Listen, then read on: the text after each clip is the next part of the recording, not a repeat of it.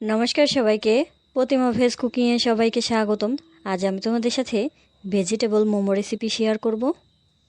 মোমো বানানোর জন্য প্রথমে ডোটা মেখে নেব। এখানে বড় একটা বাটি নিয়েছি, সেই বাটিতে এবার 1 বাটি পরিমাণ আটা নিয়ে নিচ্ছি। এখানে তোমরা চাইলে ময়দাও নিতে পারো। এবার দিয়ে দেব পরিমাণ মতো একটু লবণ। লবণটা দিয়ে মাঝখানে একটু জায়গা করে নিলাম। এবার দিয়ে দেব সয়াবিন তেল। তেলটা আমি একটু বেশি করেই দিয়েছি। এবার ভালো করে আটা আর তেলটা ভালো করে মিশিয়ে নেব। মেশানো হয়ে গেছে। এবার দিয়ে দেব জল।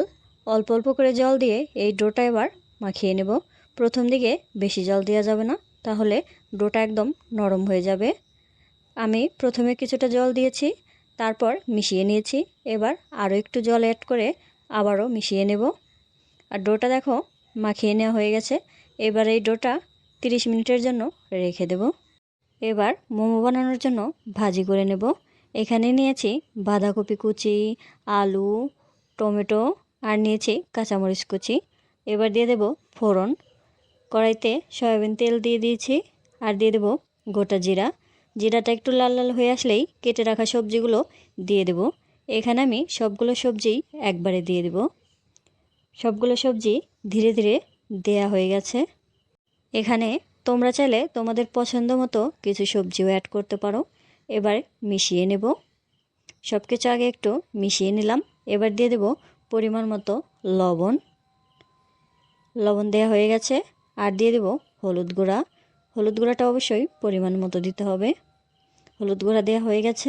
এবার সব কিছু মিশিয়ে নেব। মিশিয়ে নেওয়া হয়ে গেছে। এবার দিয়ে দেব পরিমাণ মতো একটু জল। এই জলটা দেওয়ার কারণে সবগুলো সবজি খুব ভালো করে সেদ্ধ হবে। জলটা দেওয়ার পর এবার একটু নেড়ে নিলাম। এখানে আমি ঢাকনা দিয়ে ঢেকে দেব না, মাঝে মাঝে একটু নেড়ে দিতে হবে। আমি এখানে আরও কিছুটা জল অ্যাড করেছি। জলটা শুকিয়ে গেছে। এবার দিয়ে দেব একটু ভাজা জিরে গুঁড়ো। জিরা গুঁড়ো দেওয়া হয়ে গেছে। এবার মিশিয়ে নেব। মিশিয়ে এবার কিছু সময় ভাজা ভাজা করে নেব। এবার দিয়ে দেব ধনিয়া পাতা কুচি। এই ধনিয়া পাতা কুচি দেওয়ার কারণে মোমোটা খেতে কিন্তু অনেক মজা লাগবে। এবার আর 2-3 মিনিট ভেজে নামিয়ে নেব। তাহলেই মোমো বানানোর জন্য ভাজিটা একদম রেডি। এবার এই ভাজিটা নামিয়ে নেব। আর আগে থেকে যে ডোটা মেখে রেখেছিলাম সেই ডোটা এবার হাত দিয়ে ম্যাশ করে নেব। আর ডোটা দেখো কতটা নরম হয়েছে। এবার হাত দিয়ে কিছু সময় একটু ম্যাশ করে নিচ্ছি। ম্যাশ করে নেওয়া হয়ে গেছে। এবার ছোট করে লিচির মতো করে নিয়েছি। এবার হাত দিয়ে ভালো করে গোল করে নিচ্ছি।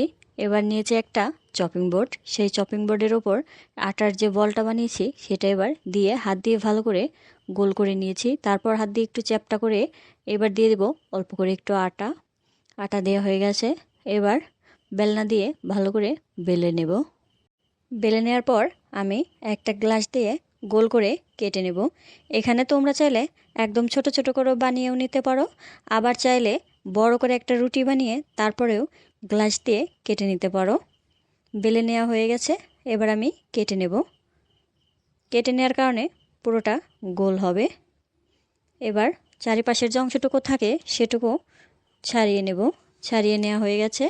এবার এই ছোট লুচিটার মাঝখানে ভাজি যে করে রেখেছিলাম সেই ভাজিটা এবার দিয়ে দেব। অল্প করেই দিতে হবে, তা না হলে বের হয়ে যাবে। এবার 2 পাশ থেকে একবার চাপ দিয়ে তারপর এক পাশ থেকে চাপ দিয়ে আরেক পাশে লাগিয়ে দেব। এভাবেই মোমো বানিয়ে নিতে হবে। আর দেখো মোমো বানানোটা কিন্তু খুবই সহজ। একবার দেখলেই তোমরাও অনায়াসে বানিয়ে নিতে পারবে। আর একইভাবে সবগুলো মোমোই কিন্তু বানিয়ে নেব। আর দেখো মোমোটা কতটা সুন্দর হয়েছে। এই মোমোটা দেখতে একদম দোকানের মতোই লাগছে। আর দেখো আমি একটার পাশাপাশি আরেকটাও বানিয়ে নিয়েছি। পাশাপাশি এবার একটা প্লেটে নিয়ে নিচ্ছি। আর দেখো সবগুলো মোমো বানিয়ে নিয়েছি। এবার এই মোমোগুলো সেদ্ধ করে নেব। মোমোগুলো সেদ্ধ করার জন্য কারি কুকারের যে জালিটা থাকে সেই জালিটা আমি বসিয়ে নিয়েছি। এবার সেই জালির উপর তেল ব্রাশ করে নিচ্ছি। এই তেলটা দেওয়ার কারণে মোমোগুলো একদম লেগে যাবে না। যখন সেদ্ধ হয়ে যাবে তখন তুলতে সুবিধা হবে। আর চারিদিকেই মোমোগুলো এবার দিয়ে দেব। ধীরে ধীরে সবগুলো মোমোই কিন্তু সাজিয়ে নেব। এটার নিচে যে জল আছে সেই জলটা কিন্তু আমি অনেক আগে থেকেই ফুটিয়ে নিয়েছি। এবার ঢাকনা দিয়ে ঢেকে 20 মিনিট সেদ্ধ করে নেব। আর ঢাকনার উপরে যে ফুটো আছে সেই ফুটোটা কিন্তু আটকিয়ে দিতে হবে। এবার 20 মিনিট পর ঢাকনাটা তুলে দেখাবো মোমোগুলো কেমন হয়েছে। দেখো মোমোগুলো হয়ে গেছে আর কতটা সুন্দর লাগছে। এখান থেকে এবার একটা মোমো ভেঙে দেখাবো কেমন হয়েছে। আর মোমোগুলো খেতে কিন্তু খুবই মজা হয়েছিল। আজকের এই রেসিপিটা দেখে তোমরা একদিন বানিয়ে খেয়ে দেখবে, আশা করি খুবই ভালো লাগবে। সবাই ভালো থাকবে, সুস্থ থাকবে। নমস্কার।